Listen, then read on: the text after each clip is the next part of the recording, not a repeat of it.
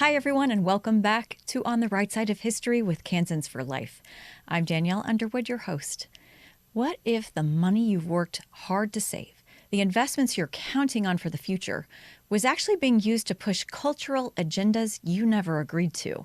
In today's episode, we're uncovering how pro-abortion activists, woke culture leaders, and powerful corporations are working together in a top-down campaign that reaches all the way from Wall Street to the factory floor.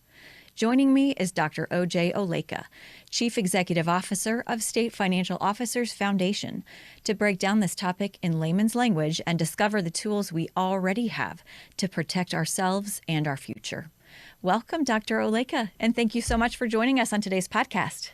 It is good to be with you. Thanks for having me. Absolutely. So as CEO of State Financial Officers Foundation, you've studied how investment firms and big financial players operate. Can you explain why financial investment companies get involved in social or political issues like abortion in the first place? Sure. And it actually is kind of sad that you've got to ask a question like that to begin with. With the State Financial Officers Foundation, our belief is that you really shouldn't be engaged in these things at all. You should focus on the financial returns of the people you're supposedly working hard for. But effectively, what happens is that you've got asset managers and financial institutions. They get engaged in this really for one of three reasons. There's the obvious one, which you have true believers. There is probably what might be fairly obvious is that people are deathly afraid of the radical left. And then the other one is that people are really just kind of out of touch. And I'll start there in the sense of people being out of touch might live in a bubble. They might actually think that a lot of these policies are very popular. They hear from their mid-level employees who are maybe in their mid-30s or part of the millennial generation or Gen Z, where they might be a little bit more leftist in their perspective. So they're skewed, or their own social clubs or their social circle tells them that abortion is popular. So they think that to be for abortion would be a good thing. It's not that they care one way or the other. They just think that it's good. Of course, they're wrong in that effort, but that might be what they think. And then you've got the folks who know that it's wrong, but they are absolutely terrified of the radical left. And again, we've seen it. These folks are extremely aggressive in their approach. Some are violent, as we've seen. And what will happen is that you'll have activists who will push and push and push and pressure and pressure and pressure asset managers and members of financial institutions to engage in this activity. So they do. They effectively cave to the woke mob. And then you've got the true believers. The true believers are the folks that got into this business of financial management or asset management because they wanted to push a far left agenda. They knew they couldn't get it passed at the ballot box. They knew that it was too expensive, some of these things, to get passed in the legislatures in their states and was unpopular. So they effectively devised a plan, and they called it corporate social responsibility. They've called it impact investing. It's gone by many names. But effectively, it is the belief that they can push through these radical positions, particularly on abortion, and use other people's money to do so through the business and financial sector. And again, these are folks who are true believers who have no interest in actually getting a good return for anybody's finances. They have no interest in actually making money work for the people. Their sole responsibility in their minds is to advocate for a progressive leftist agenda that they couldn't get past anywhere else. So those are the main reasons. You've got the true believers, the folks who are terrified, and the ones who are just out of touch and live in a bubble and think this is good posture, and it's really not. Wow. So what are some of the ways that these firms use their influence to advance these anti-life agendas? I mean, are we talking about shareholder meetings and corporate partnerships and what funding decisions? How does this play out? We are talking about all of those things, actually, unfortunately. What you will find is that a number of these folks will use shareholder proposals to, again, push a particular agenda. One example was a shareholder proposal for Albertsons, of all places, that effectively said that the company needed to invest or they needed to investigate whether or not reproductive health issues in states would impact their business, would impact employee retention. Again, Albertsons is a grocery chain. These are folks that sell fresh fruits and some other resources to people who need it so they can eat and have a better life. This isn't a company that is a dyed-in-the-wool leftist organization or even an ideological one. Why in the world would they be pushing something like that? Well, because an activist organization decided that they wanted to promote a particular agenda. So you have shareholder proposals. Again, these are proposals that come from shareholders, people who own stock or they own part of the business, and they want to force management to deal with these social issues. So that's one way that activists utilize this opportunity. Another is, in fact, the businesses themselves. This is where the true believers come in. They will actually invest in different activist organizations who are actually trying to be grassroots on the ground and be pro-abortion. There is an organization that focuses explicitly on trying to promote and encourage abortion activity and abortion laws. Of course, we know some of the big ones, Planned Parenthood, ACLU, and some other organizations. I think there's one called Don't Ban Equality, which effectively has over 1,000 different companies investing to try to make sure that there are pro-abortion laws across the country. And then you have, again, the company itself, which will utilize its own internal policies like health insurance and advocating and accepting for women to go get abortions across state lines. Some companies, if there is over 50 or 100 miles between somebody who wants an abortion and an abortion clinic, the company will pay for that. They'll call it healthcare. So that's just another example of how some of these companies think that they're doing the right thing, or they're scared into doing the wrong thing because of the activist hold on them. So it really is across the board that you have these companies just making really bad decisions that ultimately, because they're so focused on a social leftist agenda, that they can tank their own bottom lines. And we've seen that from a number of companies across the country. So you mentioned before that this kind of activist investing or activist business model, it's gone by just different names. Mm-hmm. I think the newest one that we keep hearing about is this ESG, the environmental, social, and governance investing. I'm assuming that's also another one of the names. Yes. And that's even been talked about in our own state legislature. Mm-hmm. Can you give us a simple breakdown of ESG? What does that mean to the average person? Sure. ESG, and you got the acronym right, environmental, social, and governance. And basically what it means is you've got far leftist ideologues who want to use your money as a taxpayer, as a retiree, as a pensioner, to push a far left agenda, particularly as it relates to each of those categories. E is environmental. Again, that speaks for itself. Those are people who believe in this climate alarmist crisis, as we've seen for the last 80 years, that every 10 years the world is going to end because it's too hot or it's too cold or what have you. None of that is backed by science, but you've got people who truly believe it, and that's where you get the environmental push. Remember the Green New Deal? Those are folks that believe deeply in the E, and they want to use your money to push businesses and to push state legislatures to no longer support fossil fuels or coal or oil or the things that we know that actually produce energy and power and keep energy costs and electricity costs low. That's the E. The S is another acronym, social, but it stands really for DEI. This is diversity, equity, and inclusion, which is not what a lot of people were taught to believe. This is not equal opportunity for people of all backgrounds. This is a push to promote certain people based on skin color and based on gender because of the belief of previous grievances from the past. It doesn't help people. It doesn't actually create equal opportunity. And in fact, there was a study out of Rutgers that showed that DEI policies actually create and contribute to disunity within our country, because you basically teach people to see oppression everywhere, even where it doesn't exist. So that's the social. They want to use your money to push that particular social and DEI agenda. And then the G is governance, where they bring it all together. And this is what we talked about before, where they get businesses to vote on proposals to fundamentally shift what their company focuses on, away from the widgets that they make, away from the services that they provide, and to focus exclusively on a social leftist agenda they couldn't get past anywhere. So again, environmental and social governance is a far left ideology where people use other people's money to push a radical left agenda they couldn't get past at the ballot box that focuses on climate alarmism, DEI crazy policies, and forces businesses to behave in a way that could hurt their bottom line. So then pro-life issues, all the life issues, those would also fall under the S, I'm assuming? Absolutely. Pro-life issues live entirely in the S, but in some ways also they can be shoehorned into the others. You've heard people say things like, well, we should reduce the population because of climate. Well, again, the left would say abortion is a strategy there. As we've talked about with governance, they want businesses to effectively allow for abortion to be part of their health insurance policies. That's another example how you could focus on the G.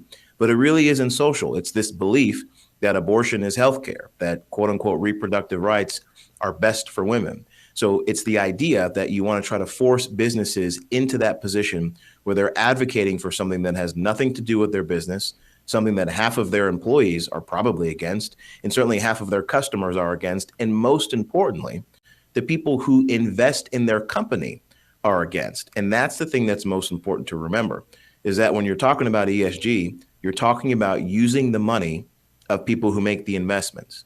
These are pensioners, these are 401ks, these are regular everyday Americans who may vote pro-life every time they go to the ballot box without having any idea that their pension, their retirement, their taxpayer money is going to the very opposite thing behind their back in a business. Okay, so Dr. Oleka, you're already helping us understand why the average person should care about this. How could this directly affect someone's retirement account? Walk us through what that looks like. Someone's 401k, if their investment companies are pushing anti-life agendas with their own money. It's a very important question, and it can happen in a lot more ways that are more painful than you might believe. And I think about my own mother. My parents came to this country before I was born. They came from Nigeria, from abject poverty, and they came in 1980. And about the same time that America was picking a new leader in Ronald Reagan, they were picking a new opportunity here in America. And they saved every penny that they could. They worked hard. My dad became a professor. My mother became a nurse. And they bought a house in Frankfort, Kentucky, and that's where I grew up. And they were to put my sisters and me through college. And now, as I like to say, their baby boy is sitting in front of you today, living the American dream. And my father went on to be with the Lord in 2016. And because he was a professor at a public university, my mother became the beneficiary of his pension. My parents are extremely pro-life, as me and my wife are. My mother would shudder to think about the fact that her pension that she gets to receive from my father would go towards a proposal or would go towards a company that is funding and actively supporting the slaughtering of babies. And she's just one example of so many thousands, if not millions of Americans who would be outraged at such a possibility with their pension, with their 401k, with the money that they work hard to invest. That's what happens every single day. And people have no idea. They have no idea that these proposals are engaging in this type of activity where it can actively go against the very vote that they took for their elected representatives. It can go against the very type of grassroots organization that they do to be pro-life. That's why people should get upset. And candidly, I'm upset, obviously, because I'm pro-life, but I'm also upset because in the United States of America, nobody should be able to use your hard-earned money for something you don't want it to be used for. But that's exactly what ESG is. It's when radical leftists take your money and put it towards an agenda that you don't like, that you didn't vote for, and you never support. And again, that happens to people who are pro-life, that happens to people who are teachers who just want to retire with dignity and use their money to live a high quality of life.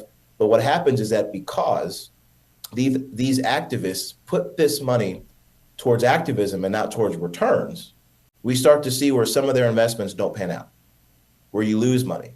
And so as a result, you worked your entire career as a member of law enforcement, as a teacher, as somebody who's got a 401k, but because the asset manager that you parked your money with decided that they wanted to invest it in an anti-life fund, or they wanted to force a business that your pension was invested in into doing something they shouldn't, all of a sudden your retirement's tanked. That's the type of thing that our people should be concerned about, again, whether you're pro-life or not, but specifically when you are pro-life, because it is used to fund an agenda that you vehemently disagree with.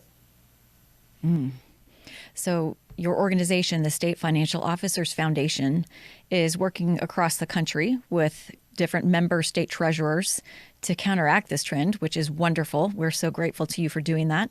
Here in Kansas, our legislators passed a law last year to protect state pension funds from being invested in ESG-directed funds, and also restricted state agencies from adopting ESG criteria in their own departments.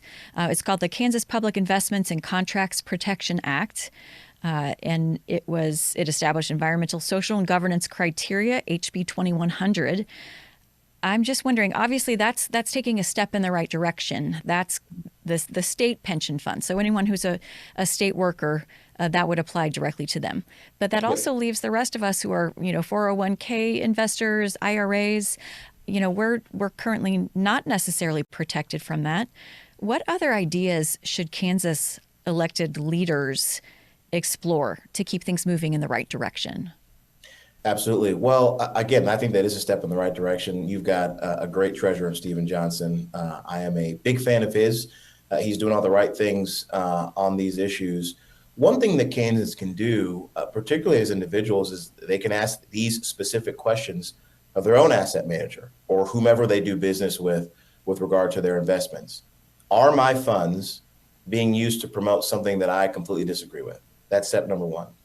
And also pushing the legislature to be more aggressive, to ensure that people's rights with regard to their finances are being enshrined into law. And again, there's a number of different ways that you can do it. You can push for the proxy advisor companies. So these are the companies that will vote on behalf of shareholders. It's ISS, Glass Lewis, different firms like that, pushing them to ensure that if you're going to vote against management or if you're going to vote for some pro ESG measure, you've got to show an economic analysis.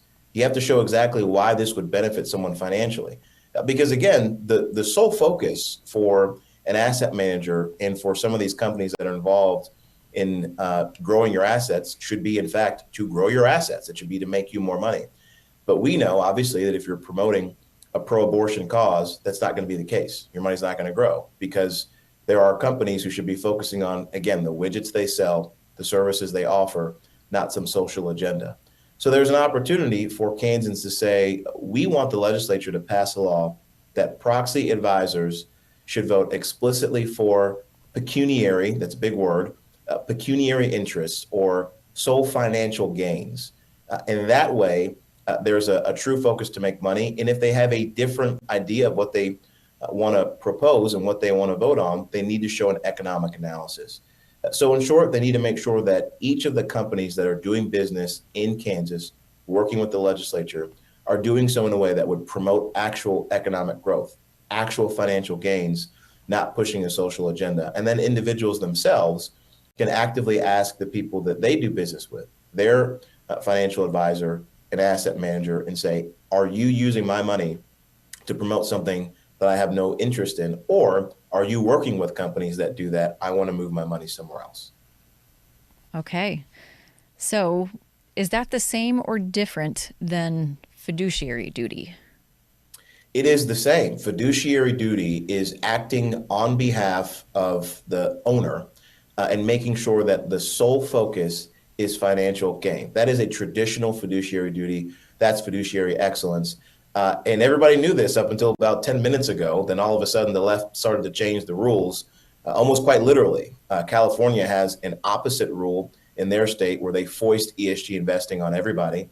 But I'm heartened. There was a ruling out of Texas where they said you can't use all this stuff, this DEI, ESG gobbledygook, to try to push and force companies to engage in it. You can't have it equal with financial returns. So our interest and our hope is that the Trump administration will see that businesses will recognize that there is now a legal, and as a result of the legal risk, the financial risk to go about doing business this way. And we've written a letter, our financial officer signed it, some 24 of them, to asset managers to say, look, this is now no longer an idea. Because of the election last year, because of the SEC changes, and because of the legal ruling out of Texas, you really do have a financial problem an illegal problem if you're engaging in this kind of behavior, which includes supporting proposals and supporting policies that are anti-life and pro-abortion. Okay, so as an individual investor who has my own retirement accounts, what would you recommend if I could do one thing today to address this problem and make sure that my money is not being put at the service of a pro-abortion agenda? What should I do specifically? That's a great question. You should call your financial advisor or whomever is in charge of your investments and ask them. It's your money.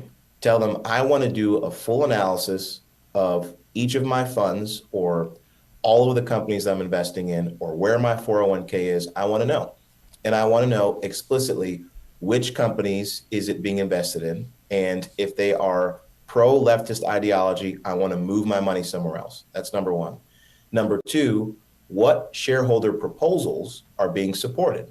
And if the proposals being supported support far leftist ideologies like pro-abortion ideas, then I want to stop immediately. I want to vote no for all of those things. And if they can't respond or they can't produce something, well, then you should find another financial advisor. Because the reality is, it's your money. These are your funds. You worked hard for them. And the only way that we're going to combat the weaponization of finances is to take our money and move it somewhere else and not give them the ammo. That's the only way. So again, I would encourage you as an individual investor to be very clear and explicit. Is my money going to support a company that is not aligned with my values? Is my money going towards a proposal that would promote something that's against my values? Are you, as an asset manager, as a financial advisor, doing these things on purpose? If the case is yes for any of those, move your money somewhere else, because money talks, and our side who believes in life has to speak loudly. Excellent. And I'm guessing you would suggest that I need to actually open and read the mail that I receive when I get my shareholders reports, and that if I'm asked to vote on something, I better do it and not just abstain. Yep. Yes. I'm actually very glad that you said that, because what happens is that many people like you and I who share the values that we share, we don't vote. We don't pay attention because we're busy living our lives. We're taking care of kids. We're spending time with family. We're engaged in our community. But the left, because this is what they live for, they all vote. So all of a sudden you see the proposals that skew towards the left. And again, it allows those people who live in a bubble to say, well, see, there you go. It must be really popular. So our side has to actively engage. And as you said, open the mail, check and see these shareholder proposals, read them, and vote against them where they do not align with your values. I feel very convicted. So I'm so glad that you came on today and helped me see the light on this. Where can people follow both you and the State Financial Officers Foundation so that they can learn more? I know that you all are staying on top of all of these issues as everything related to this across the country, and would help us know if we needed to be alerted to something that's coming down the pipeline. Where should we follow you? Sure. Just go to sfof.com. That takes you to our website. You can see all the work that we're doing on this effort. And you can follow me at OJ Oleka. That's OJOLEKA on Twitter. That's the best place, or X. That's the best place to find me and to find the work that our state financial officers are doing. Again, from Stephen Johnson in Kansas to Todd Russ in Oklahoma, we've got plenty of people across the country who are doing some amazing work to fight back and push for life. Thank you so much, Dr. Oleka. We appreciate you so much, and thank you for coming on the podcast. Thank you for having me. And thanks again to you, our listeners and fans. We hope you'll share this episode with a friend. A couple quick reminders. Stay up to date with Kansans for Life at kfl.org, where you can sign up for our mailing list to find out about local information and training opportunities, places we'll be visiting next. Or follow us on social media, Facebook, Instagram, X, and TikTok at Kansans for Life. Until next time, never forget, the pro-life movement is on the right side of history. Stay strong. The truth will overcome. Thanks, friends, and we will see you soon.